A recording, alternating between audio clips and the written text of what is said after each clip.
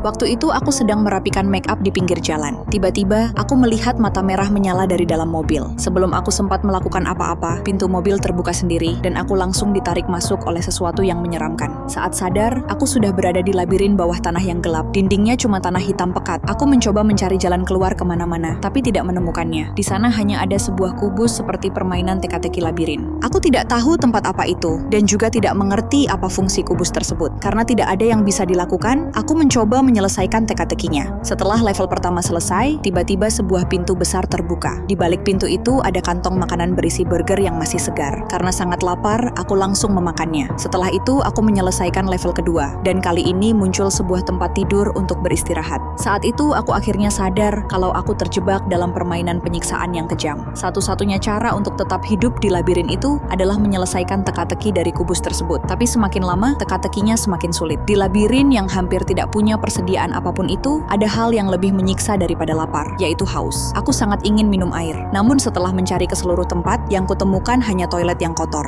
Kalau ingin tetap hidup, aku tidak punya pilihan lain. Dengan terpaksa, aku meminum air kotor dari toilet itu. Saat itu, aku benar-benar merasa putus asa. Karena marah dan frustrasi, kubus itu kuambil lalu kulempar jauh-jauh. Tapi tidak lama kemudian, aku menyesal. Karena mungkin hanya itu satu-satunya cara agar aku bisa bertahan hidup. Aku terus meminta maaf kepada penculik yang bersembunyi di balik kegelapan, berharap masih diberi kesempatan. Tiba-tiba, sebuah pintu di belakangku terbuka. Di dalamnya ada sebotol penuh air bersih. Tidak lama kemudian, aku mendengar suara seseorang menangis dan minta tolong dari balik pintu lain. Awalnya, aku cuma ingin menenangkannya. Tapi saat mendekat, aku melihat ada kode pintu tertempel di dekat pintu masuk. Aku mencoba memasukkan kode itu ke kunci, dan ternyata pintunya langsung terbuka. Di dalam ada seseorang yang usianya kira-kira sama denganku. Tapi aku sangat terkejut dengan apa yang dia katakan setelah itu. Dia bilang kalau dia harus membunuhku supaya bisa bebas. Aku langsung panik dan buru-buru menutup pintu sekuat tenaga. Hanya itu yang bisa menghentikannya. Setelah itu, walaupun dia terus menangis dan memohon, aku tidak pernah membuka pintu itu lagi. Sampai 3 bulan kemudian, saat mulai tercium bau tidak sedap dari dalam ruangan tersebut. Saat itu aku sadar kalau bagian permainan itu sudah selesai.